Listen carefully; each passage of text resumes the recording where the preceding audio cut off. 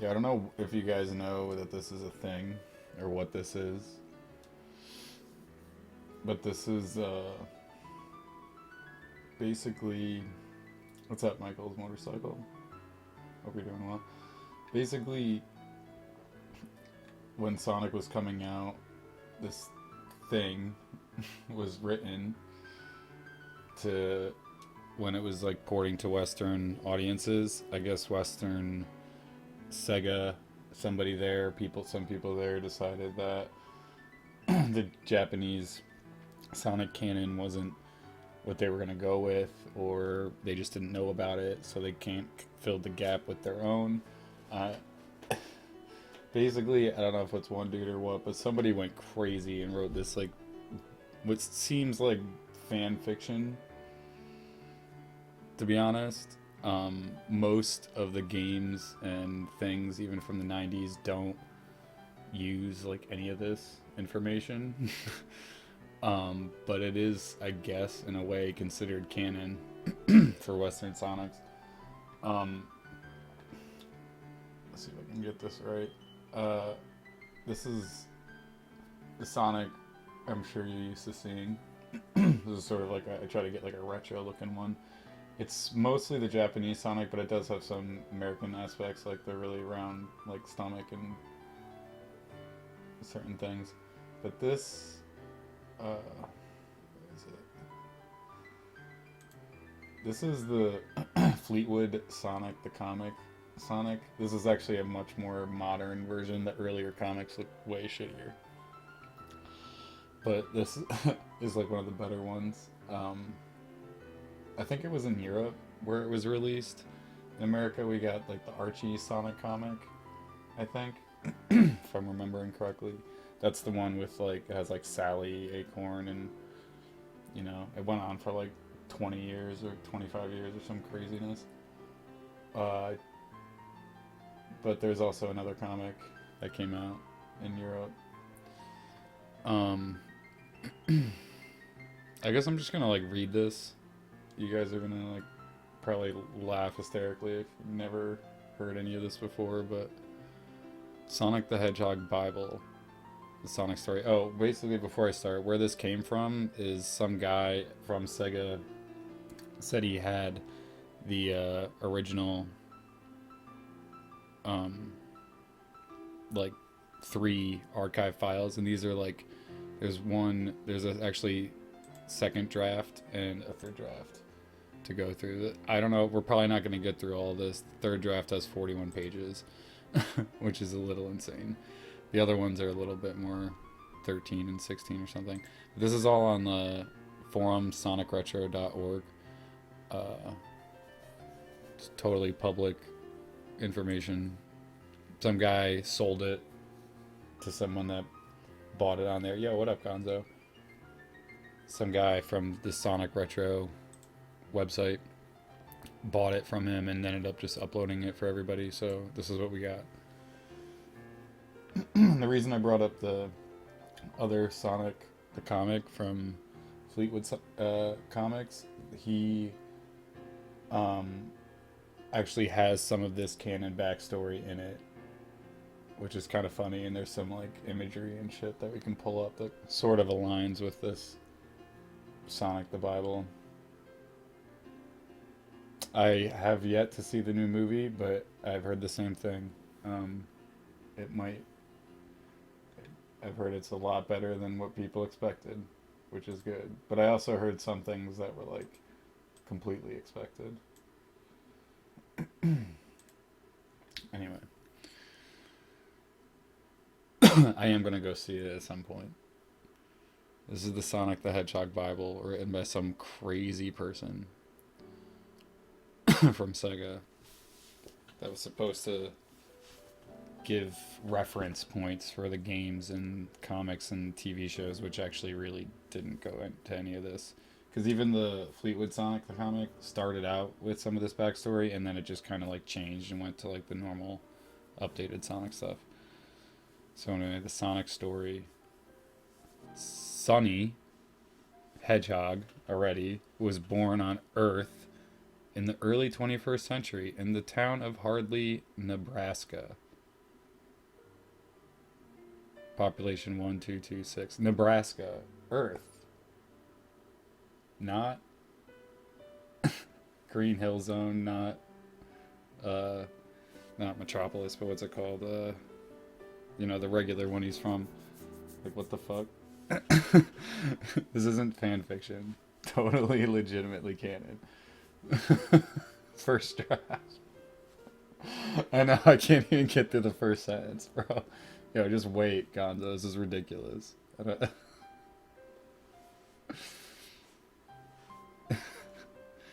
He and his mother and 5 sisters live underneath a scraggly hedge beside the local burger joint, and subsist on burger scraps, milkshakes, and the occasional slug or bug that crawls their way.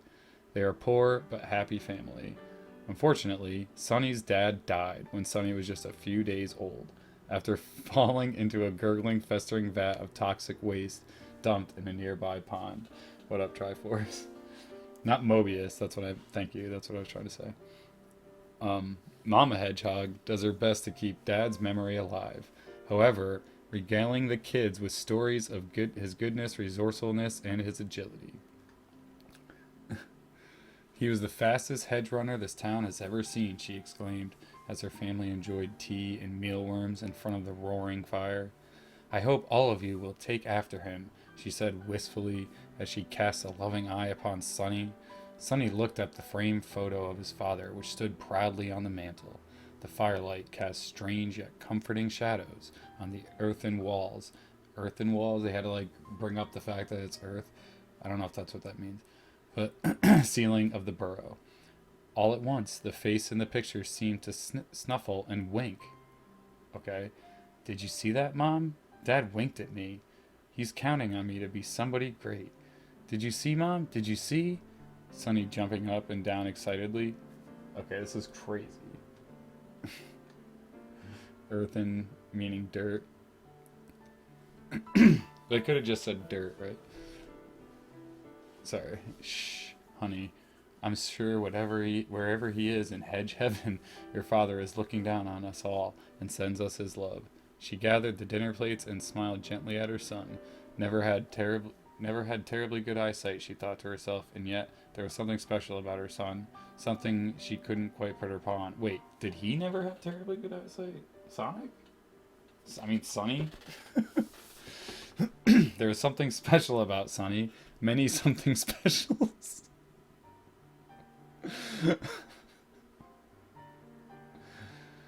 Many something specials, as a matter of fact.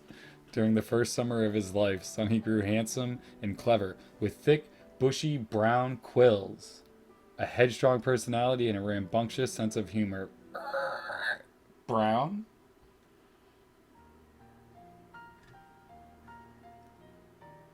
So, brown?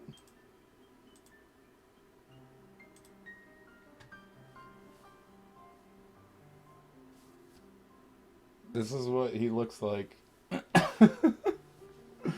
in the Sonic the Comic Fleetwood comics.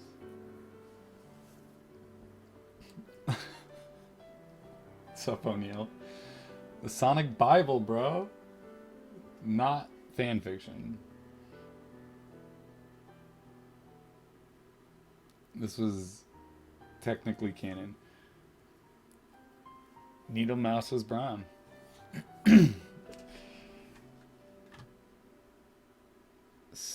Definitely special, except he was brown for whatever reason. I know, this gets crazy. I laughed for like 3 minutes at the first sentence. It was hard to get through.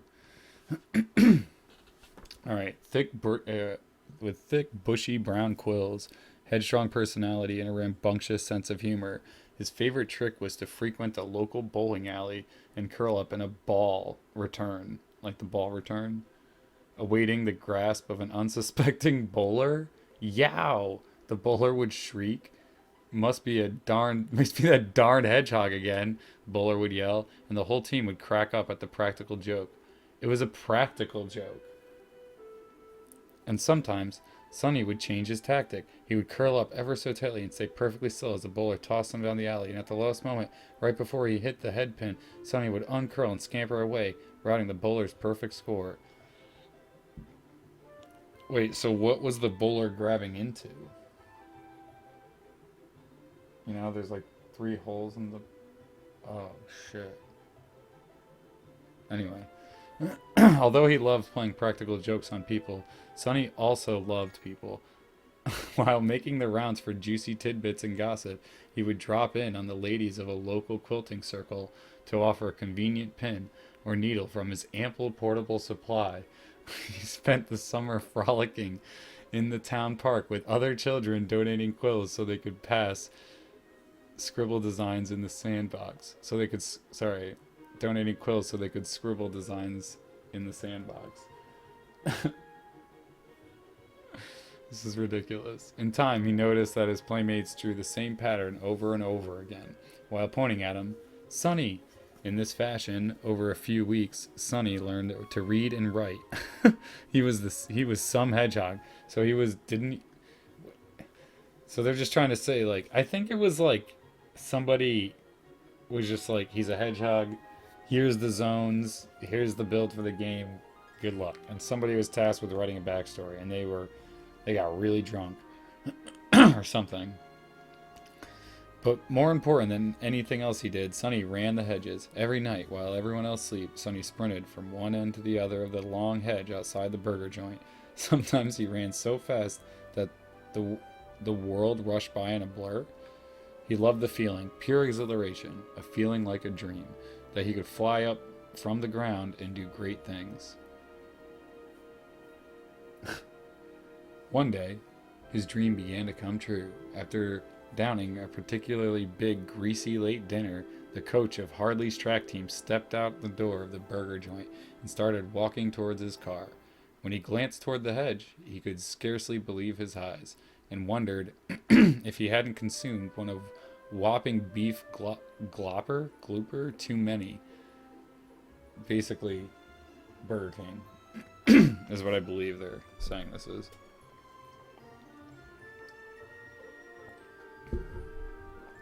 A blue streak darted in and out of the long hedgerow, streaking from one end to the other. Why is it blue? The coach drew out his stopwatch and tried to clock the object. Impossible, he muttered to himself. He's too fast to clock. This creature was the fastest runner he'd ever seen. In no time at all, Sonny was on the team, competing in the local regional track tournaments, and as the summer days lengthened, so did the line of trophies. Sonny brought back home in line to... Wait. So did the line of trophies Sonny brought back home in the line to line the burrow. Can't read. The whole town was proud of him. The coach began talking about Sonny as an Olympic hopeful, and then nature and his mother called. Nature? Yeah, I got the Sims music going.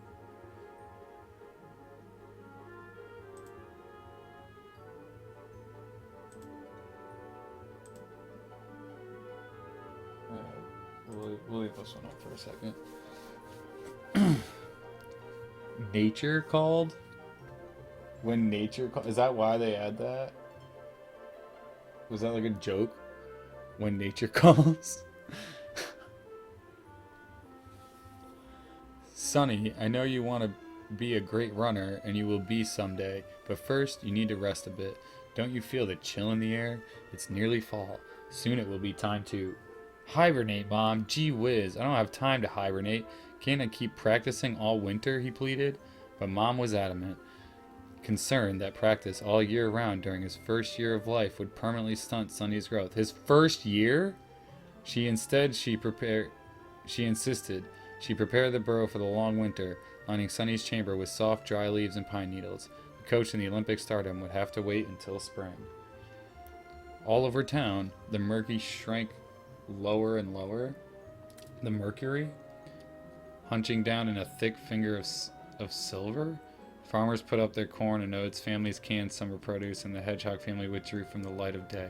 Safely in... What is this word? And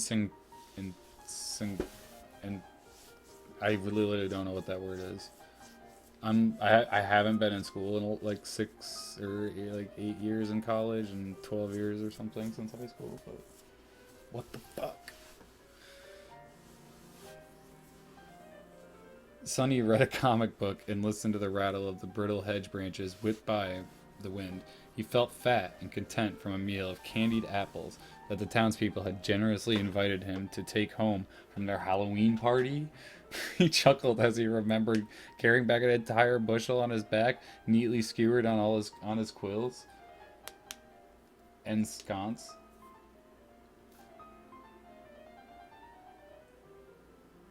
Ensconced. I don't. That's ridiculous. That's real. Then suddenly, he had an idea. There's really no reason why I have to stay here, sleeping all winter. I can just tunnel over a few feet and pop up on the far edge of the hedge. Mom will never miss me, he thought, pleased at his stroke of cleverness, and so he began to tunnel. He tunneled 5, then 10 minutes, all while thinking it was the great track contest he would win in the spring. As he counted his victories, his digging became more and more enthusiastic, and he grew more and more tired. Just a short nap, he thought, and then I'll tunnel upwards. So he curled up for a brief snooze. 1 hour passed, then 1 day. Succumbing to natural instinct, Sonny drifted deep into hibernation, beyond alpha, beyond beta, beyond even delta waves. He felt peaceful and secure. The quiet was wonderful. But like most peaceful times in the 21st century, it didn't last long. Whir, clunk, clunk, whir, zip, whir. The earth above him shook. The ground grew warm and then hot. Sonny awakened, drenched in sweat and shaking, but not from fear. Everything around him was shaking. He looked up at the ceiling of his small cave and saw the earth churning. Zow! Time to clear out of here. Establish or settle. Thank you. That makes a little more sense. Zow! Time to clear out of here, he thought, digging furiously to escape whatever it was plunging towards him. Quick, quick, quick, he panted. I must survive. And then he felt something, a rusty pipe, just large enough to squeeze through. He scrambled through the pipe, his toes clattering on the metal. After what seemed innumerable twists and turns, he saw the proverbial light at the end of the tunnel. Relieved, he ran toward it and tumbled head over heels out of the pipe and into an immense room. Well, well, well, look at what we have here. Araniaceus europaeus? Assuming that's Latin for hedgehog. A trim, kindly mustachioed man bent over Sonny. Sonny had been called many things in his life, but never something so strange as this. You all right? The man asked. Wait a minute. Silly of me. Let me aim the lingua scramblerum at you and see what you've got to say. Sonny was too dazed to protest as the man wheeled over an odd-looking contraption that was somehow shaped like all the letters in the alphabet mashed up together. He pointed it at Sonny. My name's not AC. It's Sonny. And what's happening there underground? Sonny heard himself squeak in an accusing tone of voice. This is just written so weirdly. He had never spoken human before. Oh, that. So sorry it disturbed you. That's my cog-winder retractable particulate corer. I'm using it to dig for emeralds. Found 6. Looking for the 7th. Then my work will be done, the man explained. Bro. I'm gonna lose my place. The Sonic Bible. Look into it. You missed my introduction to it.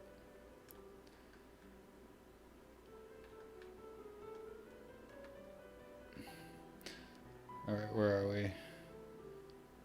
My cogwinder retractable particular corer. He's looking for emeralds. Then my work will be done, the man explained, smiling and speaking very quickly. He seemed to have a lot on his mind and a few words to waste. He had already returned to an enormous control panel at the far end of the room, where the red and green lights danced and ribbons of paper spewed from a printer. Sonny was too amazed to say anything more. It was obvious this man was some sort of genius, or totally wacko, or perhaps both. Sonny trotted across the gleaming floor of his lab, marveling at the dazzling array of contraptions lined up along the walls, atop counters, and piled high on shelves. "What are you doing with all this stuff? Who are you?" Sonny demanded, stamping his foot with impatience. The magnificence of the lab had not put a damper on his boldness. "Curiosity. How I love curiosity. You have the makings of a top-notch scientist, if only you can hold on to this admirable quality," the man proclaimed, now giving over his full attention to Sonny. "My name, see here," he pointed to the tag on the label of his starchy white lab coat, "is Dr. O.V. Kintobor."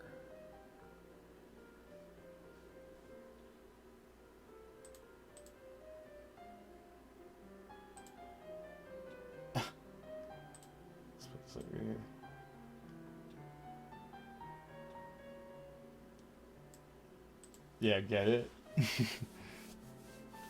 Exactly.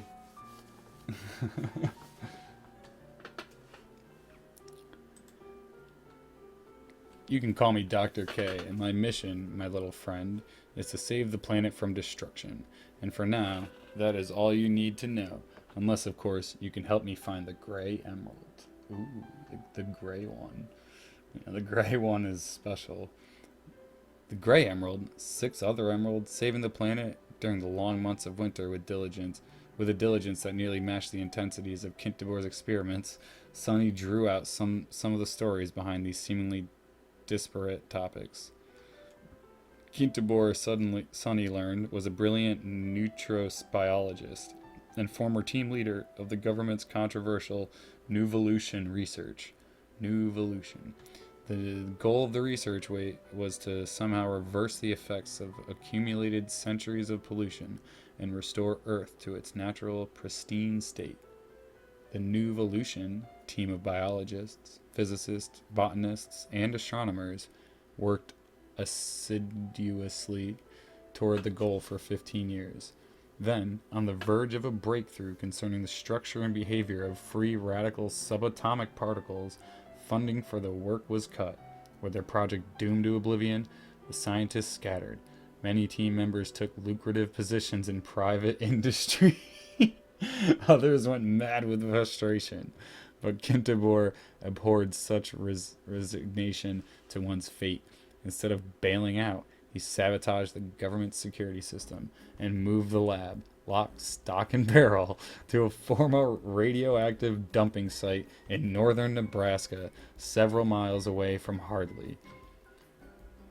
He figured he had selected the perfect site. What better place to test his solution than underneath the nation's most notorious, top-secret, toxic wasteland? All of things natural, all creatures left untouched and uncontrolled by humans. This summed up Kintobor's conception of beautiful and the sublime. And as an extension of this passionate philosophy, besides working to save the planet, Kintobor had another goal: to rescue any poisoned or struggling animal he managed to find in the course of his excavations. This sounds oddly the opposite of what we know as Robotnik.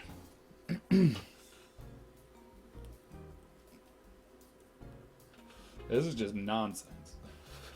This is just absolute craziness.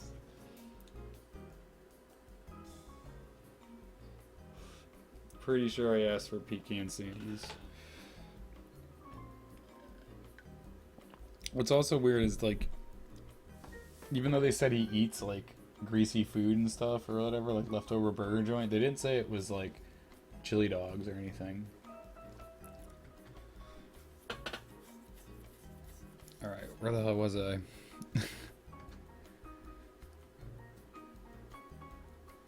Dozens of bunnies, squirrels, ducks, and even baby piglets were among the regular group of guests residing in the lab. All were welcome to spend time gaining strength, resting, and eating Kintobor's excellent cooking. When fully recovered, they were encouraged to return to the wild. During this particularly severe winter, the animals were only too happy to remain in the lab until spring, a fact that was very good news for Sonny. Day after day, he delighted and making friends and playing games with the other animals, and even teaching several to read and write. When Kintobor noticed Sonny's academic skills, a light flashed on above his head. "Sonny," he said, "vacation's over. A mind is a terrible thing to waste. Henceforth and forthwith, I'm making you my assistant. That is, if you accept, of course," he added. Sonny was thrilled at the prospect, because although Sonny had never known his father, Kintobor reminded him of the kind face in the photograph. The days flew by, with Sonny by Dr. K's side, almost constantly. Sonny learned computer science, from building small portable computers to programming the mainframe. He learned about physics, the old laws as well. The old laws as well as the the old laws as well as the a few new theories. That's not English. Set forth by Dr. K. His curiosity was boundless, and led him into every part of Kintobor's lab, as he documented the results of each experiment. The lab was vast. Sonny soon took to running at top speeds to perform all his duties. How odd, he thought, to find himself gradually replacing dreams of Olympic glory with a dedication to science and helping the other animals. Still, he knew he'd never be a nerd like Dr. K, so partly for relaxation and partly for Dr. K's amusement, he logged in several hours a day on the supersonic treadmill that Kintobor had built for him. Slowly, Sonny built his speed to 200, 400, and 761 miles per hour, the speed of sound.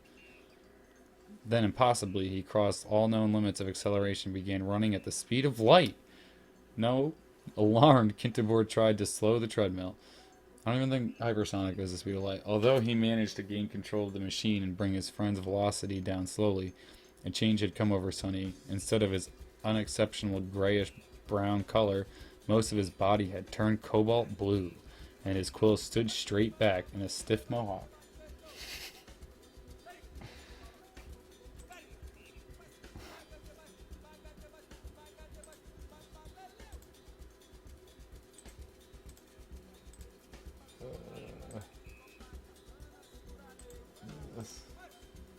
You guys see any of this?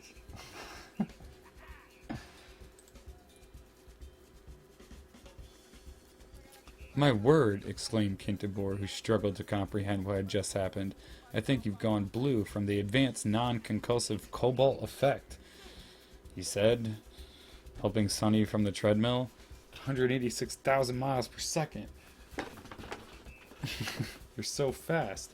We should call you Sonic. Supersonic even. How do you like that?" he cried, dancing around the lab like a demented pixie. Whoa. Yo. Damn, dude. "Yeah, I like that," answered Sonny. "From now on, my name is Sonic. Now watch how fast I can help you get your work done." Sonny did speed up the pace and success of Kintobor's experiment. Yeah, I know, what? I got a little crazy. But with all his mental and physical agility, he was unable to find the gray emerald, let alone understand why Kintobor was so frantic over it.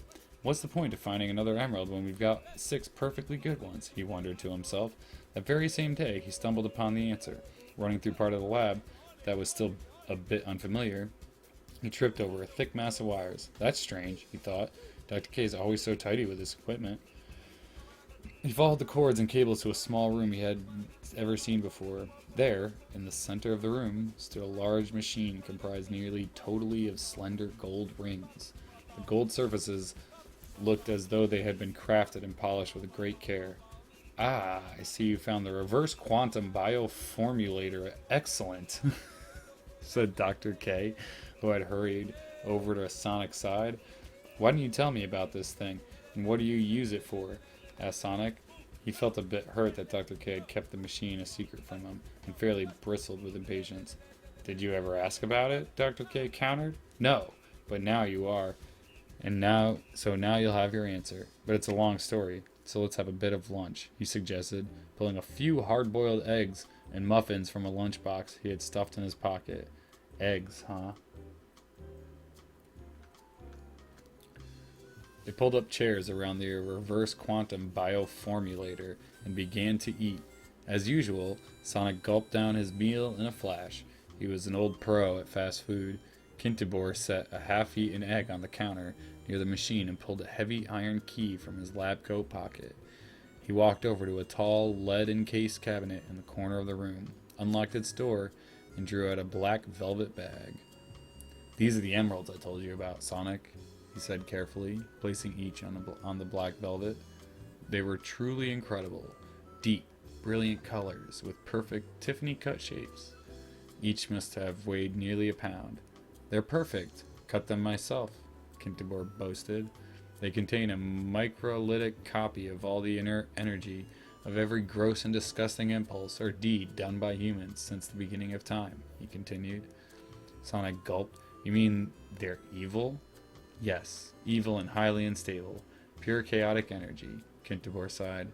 "I transmorphed the chaos of the world into the emeralds, using RQBF.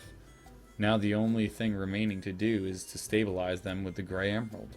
Until we find the gray emerald, we're treading on very thin ice." Interesting. He cut them himself.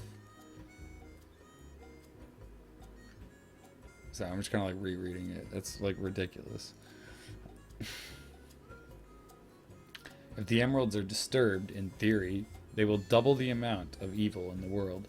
Stabilized, they will rid the world of evil and pollution. That done, I plan to launch them into space where they can harm no one," he said. Interesting. Right. Sonic's eyes grew wide. So this is why Kintobor was always in a rush. He was holding the fate of the world in his hands, reflected in the sparkling surface of the 6 emeralds. Dr. K noticed the expression on Sonic's face. "Don't worry," he said. "There aren't many forces that will push these beauties over the edge. The only problem I know of, I guard against by keeping them in this lead cabinet. That problem was, of course," he didn't have to finish his sentence. "Radiation!" screamed Sonic. "Radiation!" Staring up at the computer screen on the wall. "Yeah, Eggman." The next few moments brought unspeakable panic and confusion. The monitor glowed The monitor glowed red with a display of impeding wave of radiation that somehow penetrated the Earth's surface and was heading straight for the lab. Kintobor scrambled to stuff the emeralds back in the bag. Sonic raced to the lead cabinet and flung open its doors, but in doing so jostled the RQBF. Kintobor lunged for the cabinet, lost his balance, and spilled the emeralds onto the floor. The RQBF turned on and cast a weird, sickly beam of light, first on Dr. K, then on the emeralds, then on the half-eaten egg on the countertop. Sonic took shelter in the cabinet and reached for Kintobor's arm to drag him inside. Then everything stopped. There was no explosion.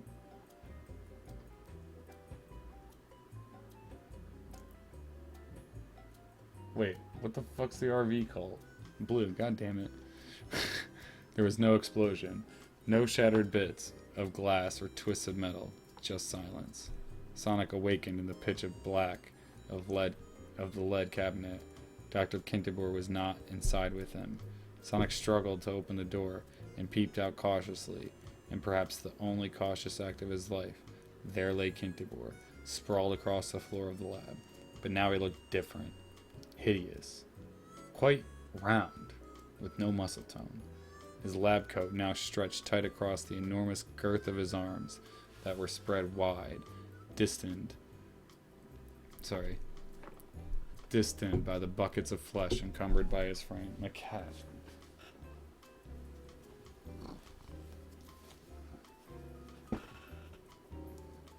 But the most alarming transformation was not in his physical person. It was in his small, significant detail that Sonic had by now mostly taken for granted. The name on Kintobor's label pin was different. Sonic stared at it in shock. Dr. Ivo Robotnik was his dear friend's new name. Then, Sonic understood everything.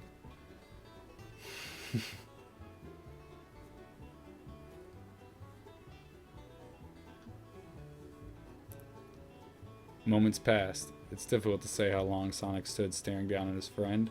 He realized he had to try to rescue his animal buddies and leave the lab in a hurry. What if what he thought had happened had really happened? Kintobor had absorbed the evil of the Chaos Emeralds, as well as the disgusting shape of the hard-boiled egg. He would awaken as the vilest, most evil personality on the face of the earth, set to strike out at anything in his path. Kintobor, or shall we say Robotnik, stirred. What are you gawking at, you ugly thing? Stand still so I can rip your quills out, turn you into an armadillo bot, Robotnik growled. Sonic jumped back and rushed out of the room. Rushed out of the room to the main lab, scampering at the speed of light. He had just enough time to grab a PC and race towards his friend's quarters. But by remote control, Robotnik had already sealed the door to the animal habitat. Sonic bolted out the back door to the lab, then removed the RQBF. He ran back to grab as many golden rings as he could. Then Sonic scampered away at the speed of light, Robotnik's curses echoing behind him. And that's it. That's the first draft of Sonic Bible. For those that didn't get the briefing in the beginning. This is some guy from Sega ended up releasing these or selling them to somebody from this that was at this website, Sonic Retro, and he ended up uploading them. But this guy used to work for Sega, and he had a bunch of stuff related, documents related, but these in particular were pretty funny. Obviously, most of the stuff isn't. This is the fishing song. This is a little interesting. That was getting a little distracting. It's funny because it's obviously most of that stuff isn't really canon, especially nowadays. But in the early beginnings, it kind of was. At least for the Western world, they merged with the Japanese canon in the adventure games, calling Robotnik Eggman and whatever else. But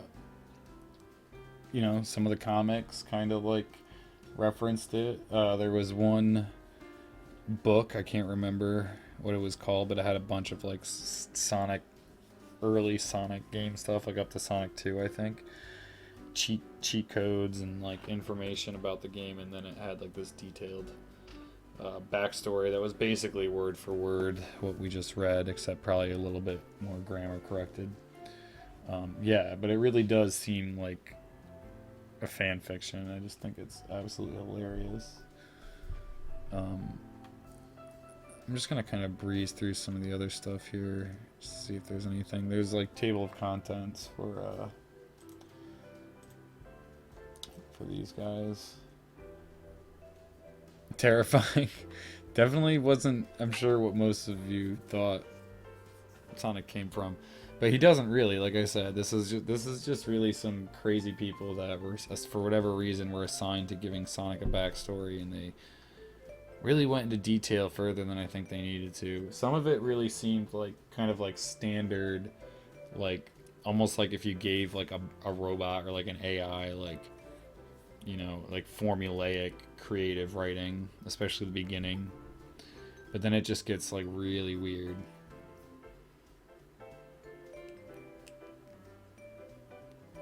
It's interesting that they have for the second draft they have the table of contents, synopsis of the Sonic myth.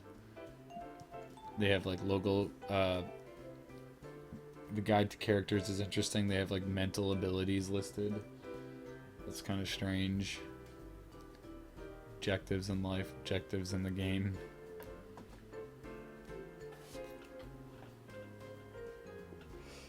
Cat, what the hell, bro? Every night, man. I don't know what to do for you. How to illustrate Sonic.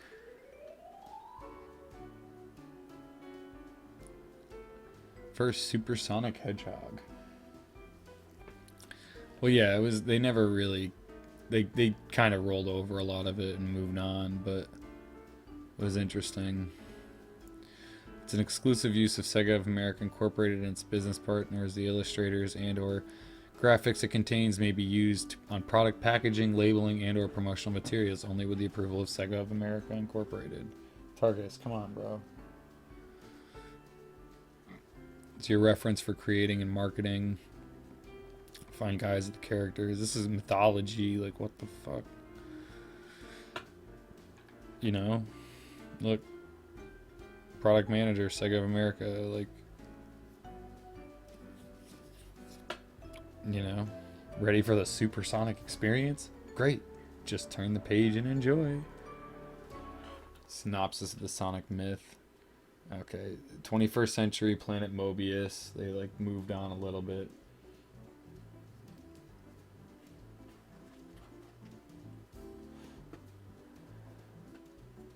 Yeah, deviate.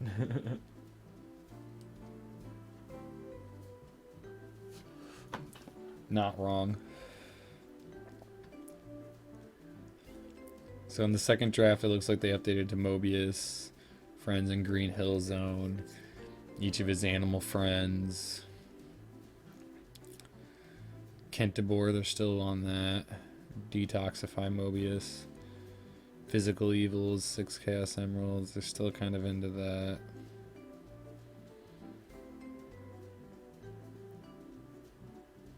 They become friends. Not. Born Fast, not Superman with... Born Fast, not this. So there's like, look, they're like editing shit. Yo, dude, you're...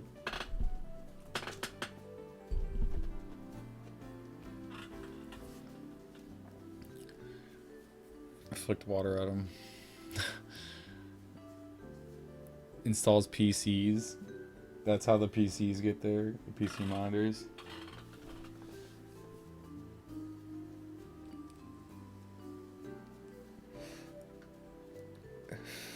Kentibor develops special red sneakers for Sonic. Yeah, they're like, nah, none of that. Superman without kryptonite, that's what they're saying. Positive energy instead of good karma. So weird. One day a solar pulse of radioactivity. And that's when it turns him in.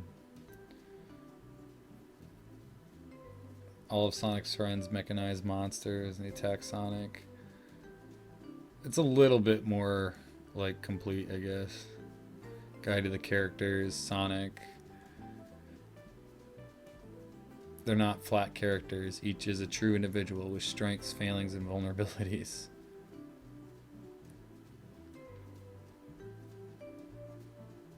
Grew up in the forest of Green Hill Zone.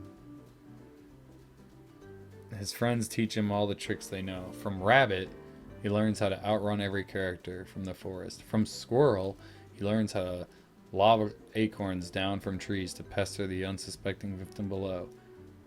Chicken teaches him how to squawk like a rooster and wake everyone up in the morning. Seal shows him how to dive and swim, which is definitely not canon. That's not canon. It does not. Yeah. Yeah, the thinking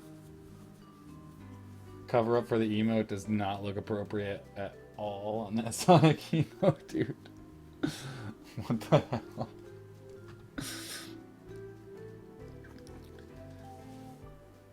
What's funny about this is some of that comic actually did use some of these guys. So the rabbit they called Johnny Lightfoot, and the pig they called Porker Lewis.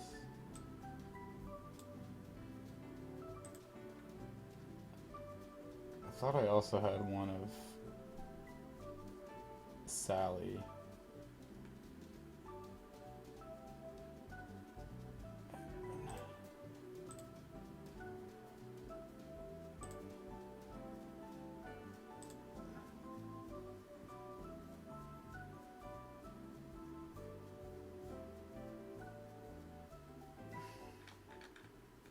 Real quick, I just want to see if I do.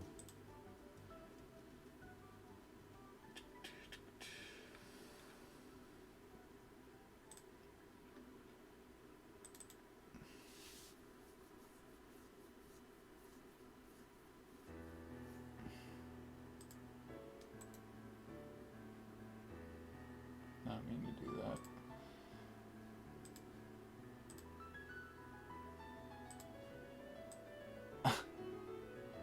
This is the Sally they had in the comic originally, not like the one that we got for Sonic Saturday Morning cartoon. They eventually switched her look to look like that, but that's what she looks like. which is kind of hilarious. So they did use some of that.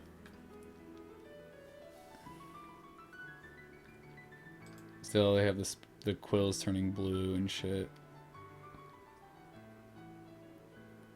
When Robotnik turns evil, Sonic develops his famous supersonic spin attack to defeat legions of mechanized warriors. He can also tunnel through walls, swim underwater, and jump high into the air. Although he can't fly, he's particularly good at doing the loop and playing pinball and the many traps and mazes the evil Robotnik sets up for him. Sonic's only physical failings are his poor eyesight and trouble coming to a stop once he's running at supersonic speeds, which they corrected to Sonic's only failings are his lack of fear, ... etc.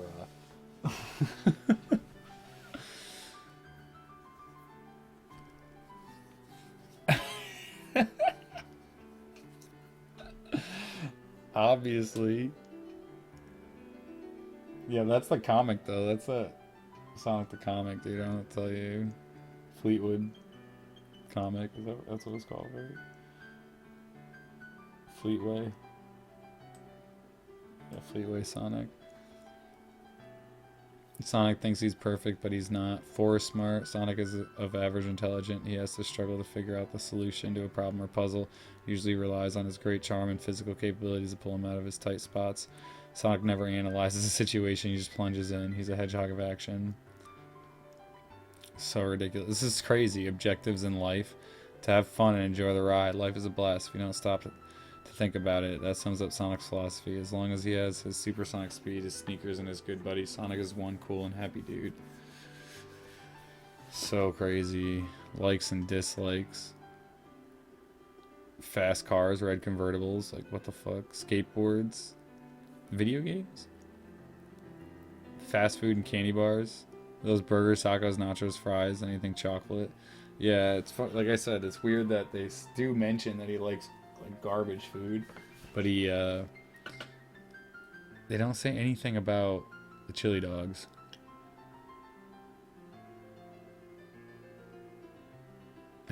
Shapely hedgehogettes. Holy shit, dude. Who wrote this? This is a fanfic. Yo, it's got weird. It's got weird and sexual. I knew it would at some point. Yeah,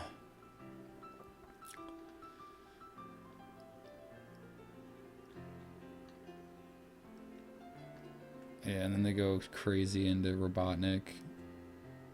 Ovi Kintobor. Once formerly. Egg-shaped body.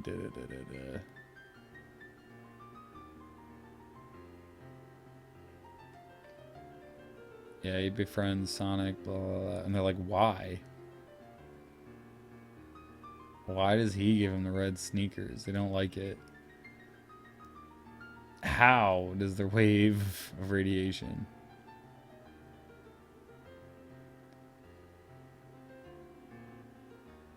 The Chaos Emeralds are catapult into space, locked into 6 separate warps of confusion. Are you peace and blue?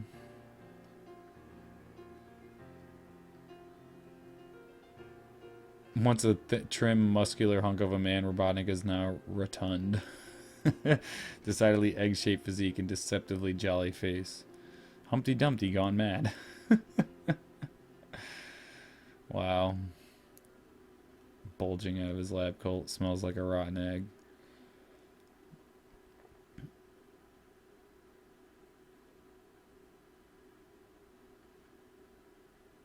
This is crazy. Robotnik has always adored and still adores eggs. Hard-boiled, scrambled, over easy poached. Now he especially enjoys them raw with a dash of Tabasco. He eats with his hands very slowly. It is not a pretty sight.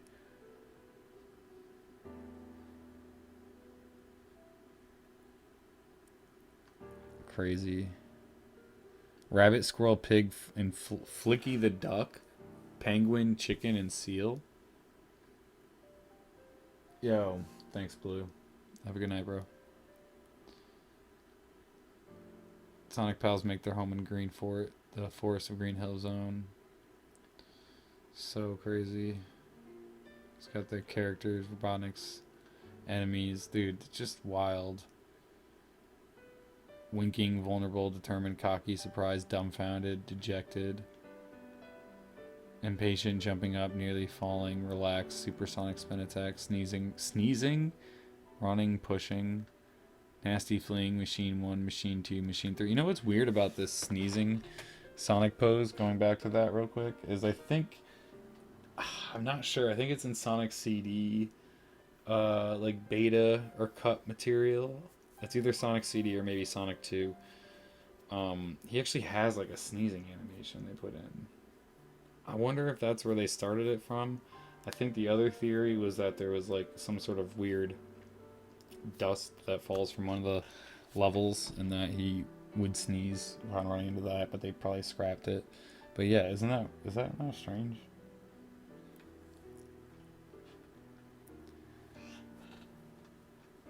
Wow.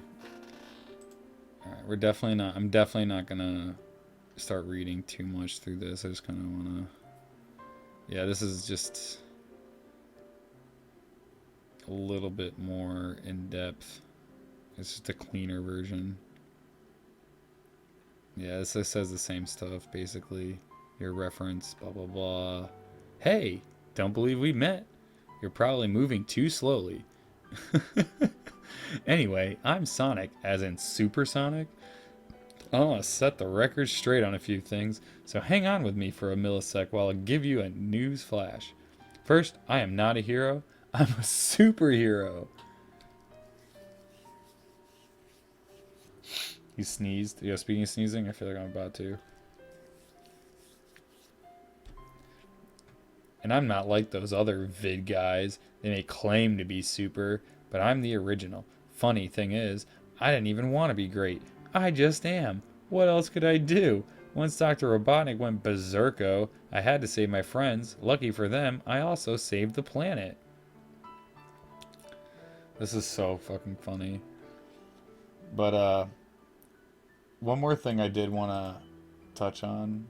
Oops, let's get rid of these.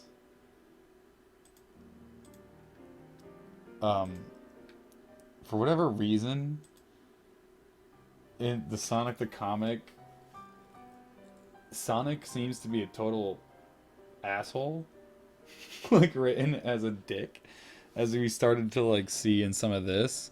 Like, I'm Supersonic, you fucking idiot. Like, that's, like, the attitude you get out of this, you know? Second, about my speed, lots of folks at Sega will tell you how they sweated bits to bust my moves right through the sound barrier. Well, that's true, but they had some help. Don't want to hog any credit, but at the last nanosecond, it was yours truly who pumped up the action. How did I do it? Check out the power sneakers for maxed out speed. Now everyone wears them at Sega. Like, it's just crazy. Like, look what he says about Charmy. He's like, in the comic, he's like, what? That's Charmy. It looks like he's been kidnapped. Charmy B drives everyone crazy. If he disappears, nobody is going to miss him. All I have to do is walk away as if I haven't seen anything.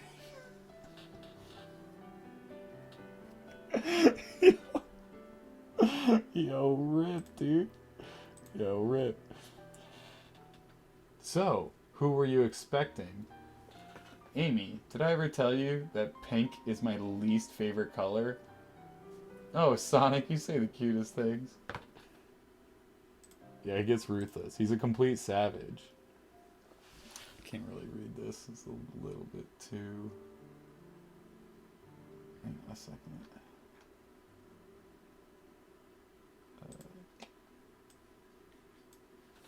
There we go.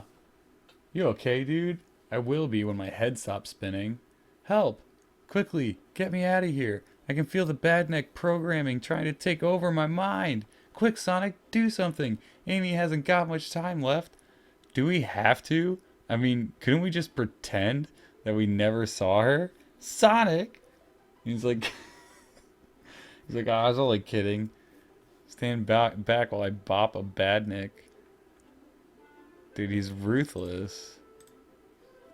The monster's gone. Tails is back. Sonic, you saved me. Actually, I was saving Emerald Hill Zone. Saving you as well was just a bonus. Yeah, look how sad he looks. Not when I think about it, no.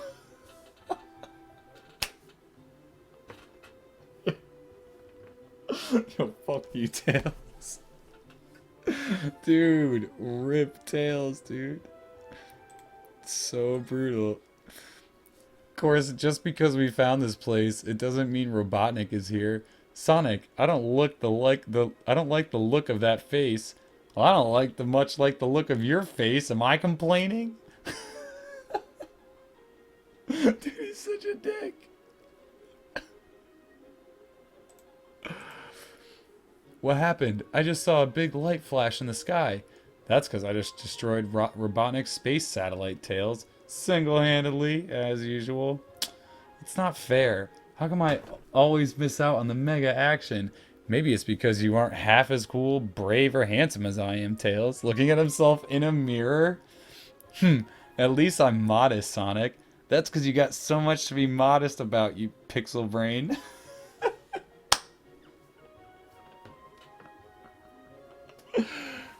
With the reflection of like the satellite he's just checking himself out in.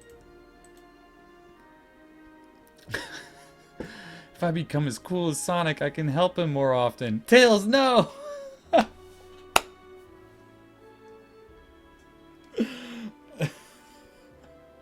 These are just the ones I found, like, online. Like, dude, it's so amazing.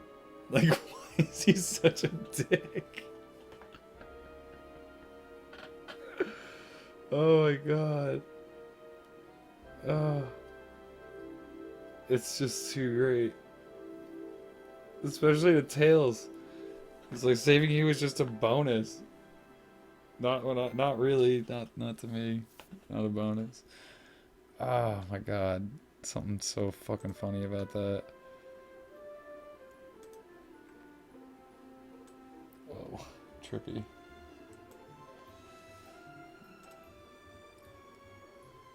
I don't really know much else I can say about this. One of the other weird things, Sonic the Comic. The way they portray Super Sonic is a little strange. Once he goes super, he kind of goes berserk. I guess that has something to do with the Chaos Emeralds being like evil. But he's kind of like uncontrollable, like mentally even, and he like it's kind of fucked up. But yeah, Fleetway Sonic. That's where they kind of got the. That's the Fleetway Sonic the Comic. That's what I was referencing earlier. Like they took most of the Sonic Bible lore. Did you see the brown Sonic? Were you in here by then?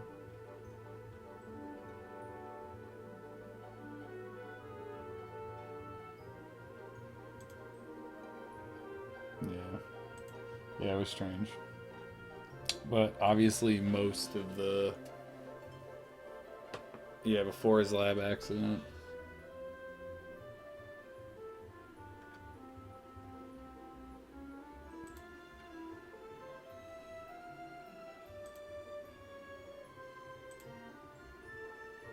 Very, very odd.